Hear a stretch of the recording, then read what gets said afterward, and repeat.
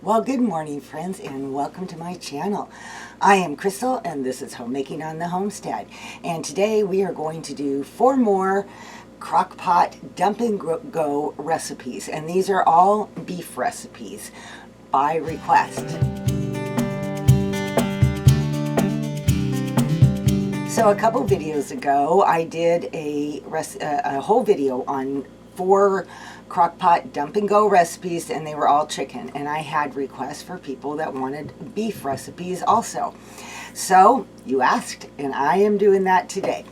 I did not have a whole lot of beef recipes in my own files. I didn't always, over the years cook with a lot of beef, mostly just hamburger, because beef can tend to be more on the expensive side. But you can find deals, which I did. And so that it makes it workable. And I had to go looking for recipes. So I will tell you right up front, I haven't actually tried any of these. When you've been cooking as long as I have been, you kind of can look at a recipe and know, is this going to be flavors that we like? Is this going to be something that's going to work well for us? And normally that is how it turns out. If I analyze the recipe, it looks like it has all the good flavors that we like. We usually end up liking it.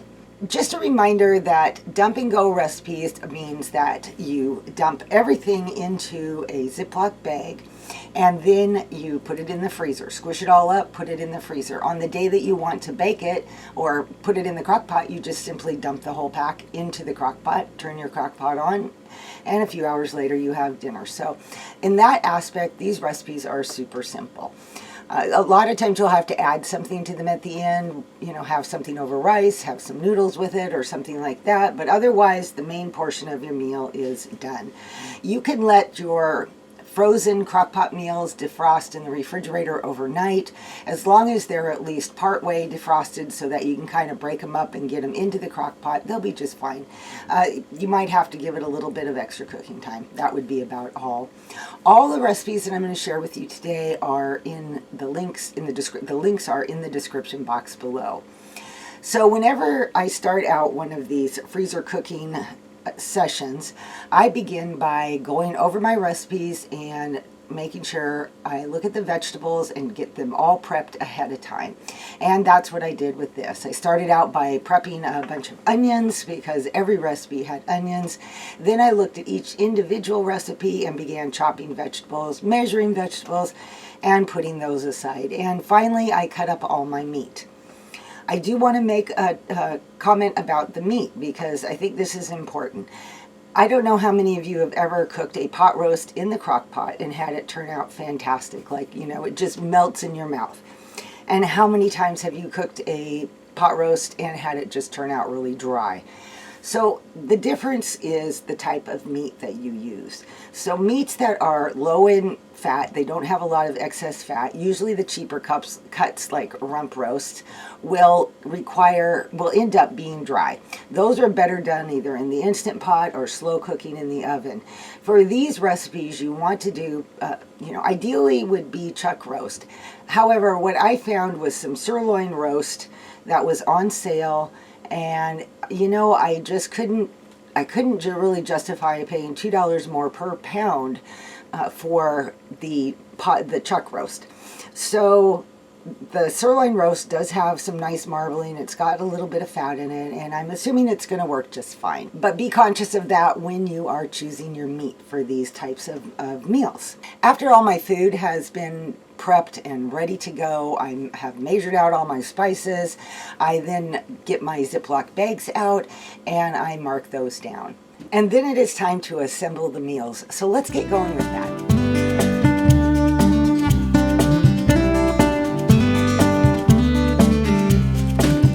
This first meal is beef stroganoff, and the recipe called for 1 pound of beef. I purchased for these 4 meals just under 8 pounds, so I did like 1 3/4 pounds or something like that. And because of that, I'm adding a little bit extra spices and a little bit more of mushrooms than it called for. But the first thing you're going to do is dump your meat in there. Next up, it calls for 4 ounces of cream cheese. The recipe called for 1 cup of sliced mushrooms, and I did 2 pretty generous cups. With the spices, it called for like chopped garlic. I used garlic powder. I added a little bit more salt, and it called for basil and parsley. And what I did is just substitute some Italian seasoning, because that's just easier and it has all those good flavors in it. So that goes in, and a 1/2 cup of beef broth. For my beef broth, I used better than bouillon and mixed that with water. You could do already packaged beef broth. You could do water and beef bouillon cubes, whatever you'd like to do. Now I'm going to squeeze out all the air and squish all the ingredients together the best that I can, without mushing up my mushrooms, of course. All right, this one is done and ready for the freezer. So that did not take that long. Like I said, the time and effort in this is always in the prep, but not in the assembly.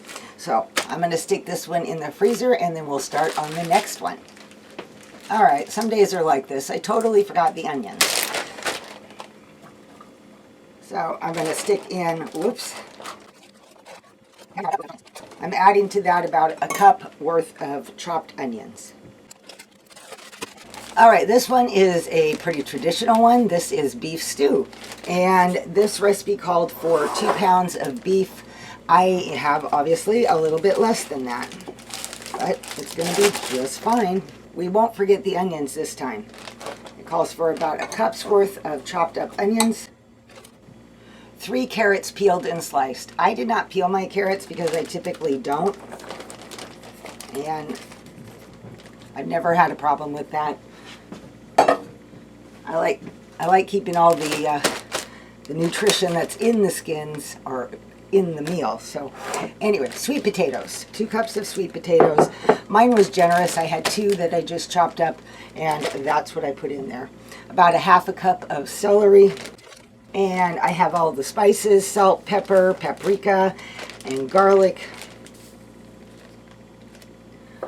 along with some Worcestershire sauce. Oops. Boy, I'm just not with it today. And some green peppers chopped up. And last but not least is 2 cups of beef broth. Again, I used better than bouillon. And that meal is done. This one is a little bit hard to squish around because the bag is pretty full. On serving day, if there will be liquid in there, you can just thicken it up with a little bit of cornstarch if you want, or you can just leave it as is. This next meal is Mongolian beef. And again, it called for 2 pounds of meat, which I have a little bit less than that. The next thing is 1/2 cup of soy sauce and 1/2 cup of water, which I put together in here. A 1/2 cup of brown sugar. The recipe didn't call for onion, but I had already decided that I thought that would be a very good addition. So I am adding a little bit of chopped up onion to that. For spices, you need a tablespoon of ginger root, and again, I just use it from, I say again because I shared about this last video, I just buy the ginger paste, and I just leave it in the refrigerator, squeeze it in. It's just a lot easier than messing with ginger. Also garlic, and optional are some red pepper flakes. We like the added kick that that gives. And a teaspoon of sesame oil. Now I'm going to close it up, get all the air out, and do a little bit of squeezing and mixing. And this one is done. This would be great served with rice and maybe some roasted broccoli on the side. Sounds like a good one. Okay, I'm going to go put this in my freezer and show you the last meal. The next one is sweet and sour Hawaiian beef. The recipe does call for browning the beef before you do this, before you put everything in the bag. However, I'm not doing that. I don't bother with that step. I've never felt like it added that much flavor. And so I just don't like to take the time to do that and dirty up more dishes while I'm at it.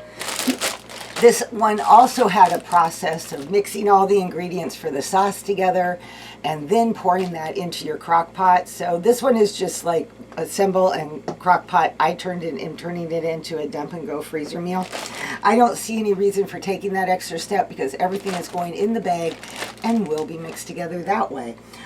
You will need a can of crushed pineapple, and of course in the recipe it says to drain it so that you can mix the pineapple juice with your other ingredients, and I am not going to do that. I'm skipping that step and just dumping the whole thing right in there. It calls for 1 red onion, but I have white, and we are rolling with that. And that uses up all the onions that I chopped. A diced green bell pepper. I'm sure you could use other color if you wanted. Red pepper, orange pepper, whatever. The green peppers have been on sale lately, so I took advantage of that. It calls for 1/4 cup of apple cider vinegar and 1/4 cup of soy sauce. I just mix those together in one bowl. Also calls for 2 tablespoons of honey. A tablespoon of grated fresh ginger, which I am again using my ginger paste. And in here I have the spices, which are garlic, salt, pepper, and some red pepper flakes. And now we get to squeeze, mix it all together. And that meal is done and ready for the freezer. And I should mention on the last recipe that when it's all done, you can make a little cornstarch slurry to thicken up the juices, serve it over rice, or however you would like. Okay, friends, I really hope that you were inspired by these recipes, enjoyed them, and maybe even, get you motivated to do a little freezer cooking. It is so nice to have the meals in the freezer. Easy meal planning, busy days, you've got something going first thing in the morning, especially right now being towards the end of summer. A lot of you I know are canning and just have very busy lives going on. And what a nice thought to be able to spend a few hours, put everything together, have meals ready to go in your freezer.